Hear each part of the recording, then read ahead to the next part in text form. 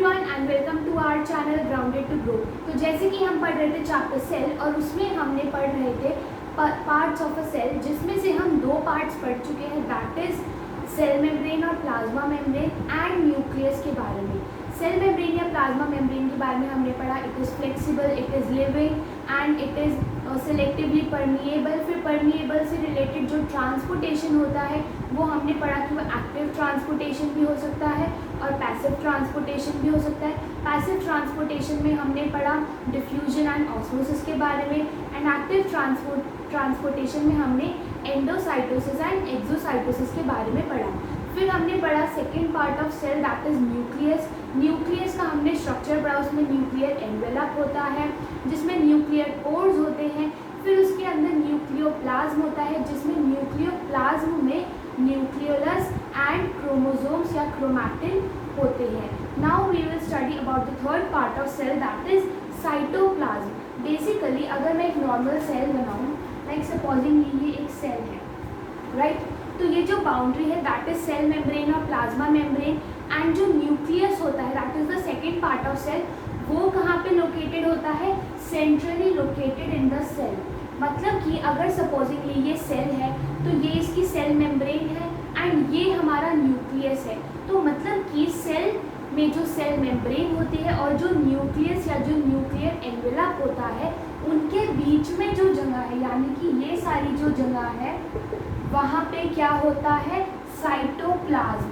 Cytoplasm basically it is the third part of cell, और ये कहाँ पे फाउंड होता है?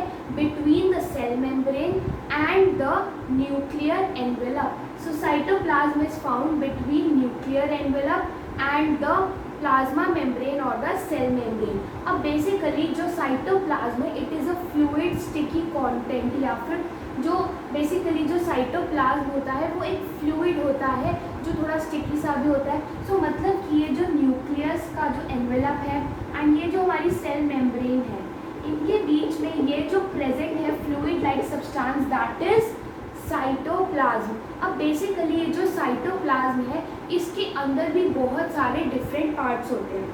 मतलब कि हमने देखो ये पढ़ा था कि दो तरीके के सेल्स होते हैं, एक प्रोकैरियोटिक और एक यूकैरियोटिक। प्रोकैरियोटिक सेल्स बेसिकली क्या होते हैं? जो प्रिमिटिव होते हैं, एंड जो यूकैरियोटिक होते हैं वो एडवांस्ड वाले होते हैं जिनमें बहुत सारे फंक्शंस परफॉर्म किए जाते हैं। तो बेसिकली जो सेल्स होते हैं वो बहुत सारे फंक्शंस परफॉर्म करते हैं। तो उन सब फंक्शंस को परफॉर्म करने के लिए हमें अलग अलग तरीके के स्ट्रक्चर चाहिए, उनमें अलग अलग तरीके की चीज़ें होनी चाहिए ताकि हम अलग अलग फंक्शंस को परफॉर्म कर सकें, राइट। तो मतलब कि एक सेल अगर अलग उसे बहुत सारे फंक्शंस परफॉर्म करने हैं तो उसके लिए उसके पास अलग अलग तरीके के स्ट्रक्चर भी होने चाहिए जो उस फंक्शन पे स्पेशलाइज्ड हो, राइट। तो वैसे ही बेसिकली जो सेल होता है उसके अंदर भी बहुत सारे अलग अलग तरीके के स्ट्रक्चर्स होते हैं जिनको हम कहते हैं cell organelles.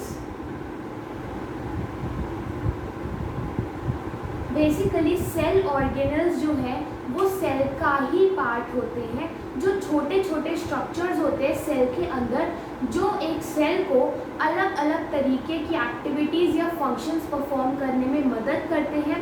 They are called cell organelles. और बेसिकली ये जो सेल ऑर्गेनल्स है ये सेल में कहाँ प्रेजेंट होते हैं? देखो सेल देखो, बाहर से तो सेल मेम्ब्रेन हो गई या फिर प्लाज्मा मेम्ब्रेन, अंदर ये एरिया न्यूक्लियस का हो गया और जो बीच वाला एरिया है वो साइटोप्लाज्म का हो गया। तो आखिर ये जो सेल ऑर्गेनल्स हैं ये होते कहाँ पे हैं सेल में? एक्चुअल में ये जो साइटोप्लाज्म का एरिया है या फिर जो ये फ्लूइड कंटेंट वाला साइटोप्लाज्म है इसी में होते हैं सेल ऑर्गेनल्स। तो बेसिकली सेल ऑर्गेनल्स कहाँ प्रेजेंट होते हैं? In cytoplasm, right. तो बेसिकली साइटोप्लाज्म हमारा थर्ड पार्ट ऑफ सेल है, basic third part of cell, जो कि एक फ्लूइड कंटेंट होता है और ये कहाँ पे होता है? Between the nuclear envelope and the plasma membrane. तो मतलब कि ये जो हिस्सा है न्यूक्लियर एनवेलप और प्लाज्मा मेम्ब्रेन के बीच का, उसमें क्या होता है? साइटोप्लाज्म। और जो साइटोप्लाज्म है उसके अंदर क्या होते हैं? Cell organelles. मतलब कि जो साइटोप्लाज्म है उसी के अंदर, उसी के बीच में होते हैं सेल ऑर्गेनल्स। अब बेसिकली ये सेल ऑर्गेनल्स क्या होते हैं? एक्चुअल में जो एक सेल होता है उसे बहुत सारे फंक्शंस परफॉर्म करने होते हैं ताकि वो जिंदा रह सके एज अ सेल। तो बेसिकली उन फंक्शंस को परफॉर्म करने के लिए डिफरेंट टाइप के स्ट्रक्चर या फिर डिफरेंट टाइप के मैकेनिज्म की ज़रूरत होती है। तो अलग अलग स्ट्रक्चर या अलग अलग तरीके के मैकेनिज्म के जो छोटे छोटे पार्ट्स एक सेल में होते हैं उन्हें हम कहते हैं सेल ऑर्गेनल्स। तो बेसिकली सेल ऑर्गेनल्स आर दो स्ट्रक्चर्स और small different structures present in the cytoplasm which help a cell to perform different activities। तो सेल ऑर्गेनल्स कहाँ पे प्रेजेंट होते हैं? साइटोप्लाज्म में। और जो ये साइटोप्लाज्म है ये कहाँ पे होता है? Nuclear envelope and plasma membrane के बीच में जो एरिया होता है उसमें।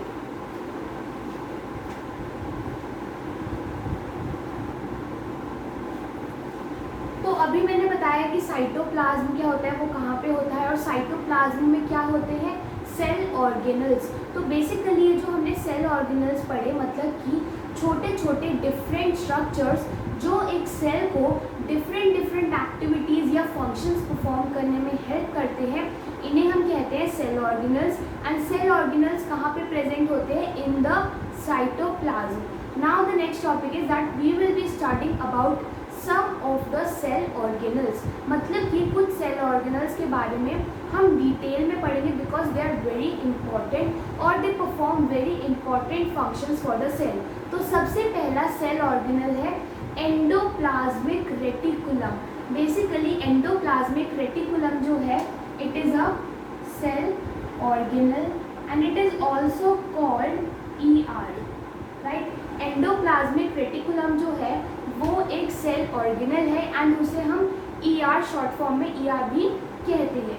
नाउ बेसिकली ये जो एंडोप्लाज्मिक रेटिकुलम या जो ER है ये दिखता कैसा है? एक्चुअल में it's a large network of membrane bound tubes and sheets.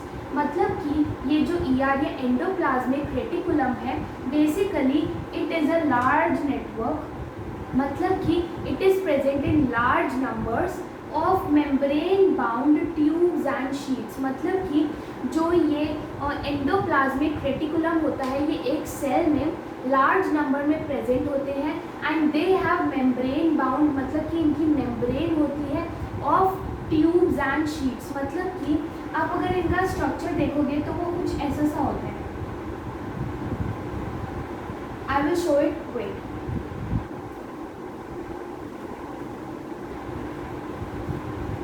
तो जो एंडोप्लाज्मिक रेटिकुलम है बेसिकली वो कुछ ऐसी शेप का होता है, यानी कि ट्यूब फॉर्म में या फिर ऐसे ट्यूब्यूल्स फॉर्म में या सिस्टर्ने फॉर्म में। तो बेसिकली जो एंडोप्लाज्मिक रेटिकुलम है वो कुछ ऐसी ही शेप्स में होता है। These three are the types of या फिर जो शेप्स है एंडोप्लाज्मिक रेटिकुलम की। This is cisternae, this is tubules, right, this is cisternae and this is tubules. So basically जो एंडोप्लाज्मिक रेटिकुलम है वो large network of membrane bound tubes and sheets है। मतलब कि एंडोप्लाज्मिक रेटिकुलम में इस टाइप की ट्यूब्स या फिर इस टाइप की जो ये ट्यूब्स होती हैं या जो ऐसी शीट्स होती हैं उनका एक लार्ज नेटवर्क होता है which have their own membrane. तो एंडोप्लाज्मिक रेटिकुलम बेसिकली क्या है? वो इनमें से किसी भी शेप में हो सकता है जो लार्ज नंबर में प्रेजेंट होती है and they have their own membrane.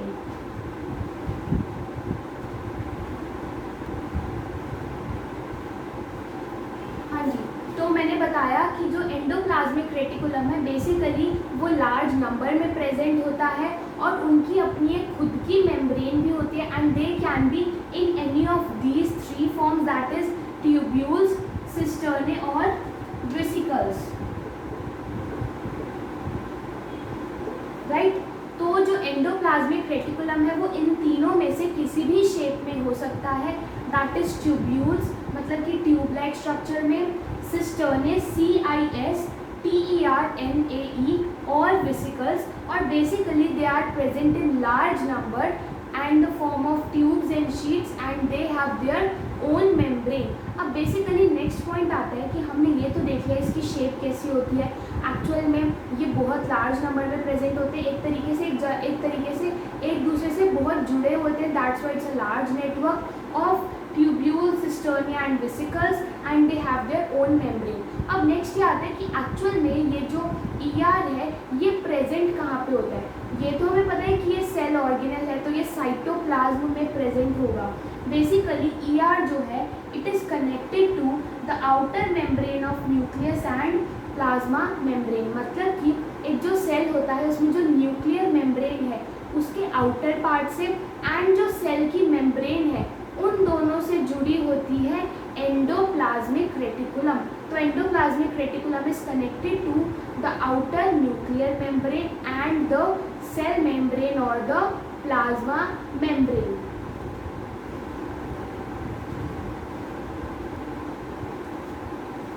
Now the next topic is types of endoplasmic reticulum. मतलब कि एक सेल में बेसिकली जो एंडोप्लाज्मिक रेटिकुलम है that is ER, it is of two types that is RER and SER. RER का मतलब rough endoplasmic reticulum and SER का मतलब स्मूथ एंडोप्लाज्मिक रेटिकुलम। सो जो एंडोप्लाज्मिक रेटिकुलम है वो दो तरीके का होता है दैट इज आरईआर और SER. RER is rough endoplasmic reticulum and SER is smooth endoplasmic reticulum. अब बेसिकली जो दोनों different types of endoplasmic reticulum है ये फंक्शंस भी अलग अलग परफॉर्म करते हैं। मतलब कि जो rough endoplasmic reticulum function perform करता है that is different from that of smooth endoplasmic reticulum. चलिए देखते हैं कैसे। फर्स्ट में लिखा है रफ एंडोप्लाज्मिक रेटिकुलम। बेसिकली जो रफ एंडोप्लाज्मिक रेटिकुलम होता है उसके जो सरफेस है उस पर राइबोसोम्स अटैच्ड होते हैं।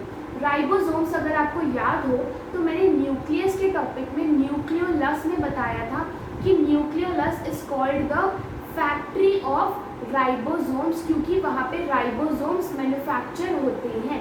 तो बेसिकली जो न्यूक्लियोलस में राइबोसोम्स मैन्युफैक्चर होते हैं they get stick to the surface of rough endoplasmic reticulum.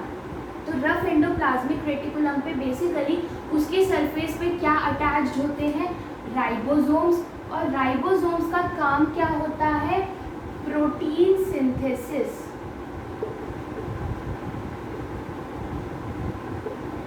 Right, तो रफ एंडोप्लाज्मिक रेटिकुलम के सरफेस पे राइबोसोम्स अटैच्ड होते हैं और राइबोसोम्स का काम क्या होता है, प्रोटीन सिंथेसिस। मतलब कि बेसिकली जो सेल है उसके लिए प्रोटीन को सिंथेसाइज करना। तो रफ एंडोप्लाज्मिक रेटिकुलम क्या करता है, it helps in the protein synthesis by the way of ribosomes. Now the next is smooth endoplasmic reticulum. अब बेसिकली स्मूथ एंडोप्लाज्मिक रेटिकुलम में राइबोसोम्स होते ही नहीं है। मतलब कि जो रफ एंडोप्लाज्मिक रेटिकुलम में राइबोसोम्स थे वो स्मूथ एंडोप्लाज्मिक रेटिकुलम में होते ही नहीं हैं। तो यानी कि जो प्रोटीन सिंथेसिस का काम राइबोसोम्स करते हैं वो कहाँ से करते हैं, सिर्फ रफ एंडोप्लाज्मिक रेटिकुलम या फिर आरईआर के through.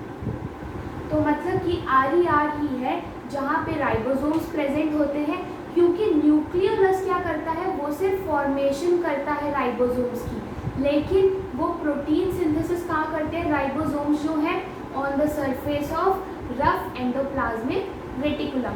Now the next is smooth endoplasmic reticulum. Basically smooth endoplasmic reticulum जो होता है दैट इज एसईआर, उसमें राइबोसोम्स तो होते ही नहीं है। तो फिर आखिर उसका फंक्शन क्या है, मतलब कि एसईआर जो है आखिर वो करता क्या है, it secrete the lipids and fat molecules. मतलब कि जो ये एसईआर है ये बेसिकली क्या करता है, वो सिक्रीट करता है कुछ फैट मॉलिक्यूल्स या फिर लिपिड्स को।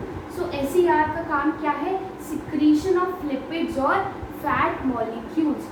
तो कोई आपसे पूछे दोनों में डिफ्रेंशिएट करो आरईआर और एसईआर में, फर्स्ट आप लिखोगे आरईआर में राइबोसोम्स प्रेजेंट होते हैं, एसईआर में राइबोसोम्स प्रेजेंट नहीं होते। नेक्स्ट डिफरेंस क्या आएगा कि आरईआर में राइबोसोम्स की प्रेजेंस की वजह से वहाँ पे प्रोटीन सिंथेसिस होता है, लेकिन एसईआर में क्या काम होता है, secretion of lipids and fat molecules. अब एक हमारे पास इंपॉर्टेंट टर्म है इस टॉपिक में that is membrane biogenesis. Membrane biogenesis basically क्या होता है, जो स्मूथ एंडोप्लाज्मिक रेटिकुलम ये जो सिक्रीशन कर रहा है ना लिपिड्स या फैट मॉलिक्यूल्स, इनकी वजह से ही जो सेल मेम्ब्रेन या फिर जो प्लाज्मा मेम्ब्रेन है उसकी भी फॉर्मेशन होती है, and that's why that process is called और that term is called membrane biogenesis. मतलब कि the formation of the cell membrane, formation of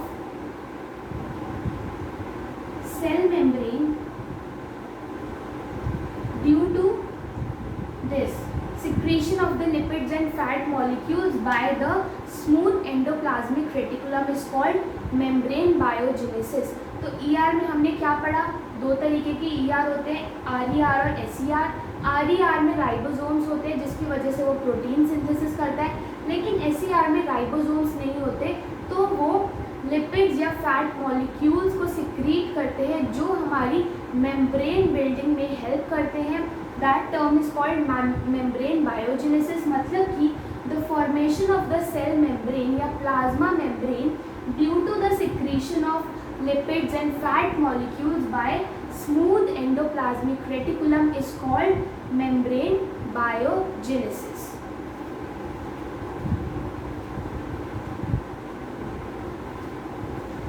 Now the next topic related to endoplasmic reticulum is the functions of ER। मतलब कि basically अगर ये जो endoplasmic reticulum है हमने इसे सेल ऑर्गेनेल बनाया है, मतलब कि इसे कहा है कि इट परफॉर्म सम वेरियस और it perform some specialized function या फिर important function for the cell, तो आखिर ये कौन से फंक्शन है जो एंडोप्लाज्मिक रेटिकुलम परफॉर्म कर रहे हैं। तो चलिए देखते हैं। फर्स्ट है रफ एंडोप्लाज्मिक रेटिकुलम से related, that it helps in protein synthesis. मतलब कि रफ एंडोप्लाज्मिक रेटिकुलम अगर नहीं होगा तो राइबोसोम्स नहीं हो पाएंगे, तो राइबोसोम्स अपना काम ढंग से नहीं कर पाएंगे, जिसकी वजह से प्रोटीन सिंथेसिस नहीं हो पाएगा and cell will not get the proteins. तो रफ एंडोप्लाज्मिक रेटिकुलम की वजह से सेल्स को प्रोटीन सिंथेसिस मिलता है। नेक्स्ट है SER का देखते हैं। It helps in detoxifying poisons and drugs. Basically जो नॉर्मल वर्ल्ड में बहुत सारे टाइप के जो पॉइजन्स एंड ड्रग्स होते हैं उनको डिटॉक्सिफाई करने में, मतलब कि जो उनका वेनम है या जो उनकी टॉक्सिसिटी है उसको कम करने में कौन हेल्प करता है, smooth endoplasmic reticulum which is present in the cells. तो RER का काम क्या है, प्रोटीन सिंथेसिस। SER का काम क्या है, एक तो लिपिड्स वगैरह सिक्रीट करना जिससे मेम्ब्रेन बायोजेनेसिस होता है, and it also helps in detoxifying the poisons and drugs. Now the next point is channel for transport of materials between cytoplasm और cytoplasma and nucleus। बेसिकली मैंने बताया था कि ये जो एंडोप्लाज्मिक रेटिकुलम है it is present in large number या फिर it is an extended network. Large network वो मैंने बताया था।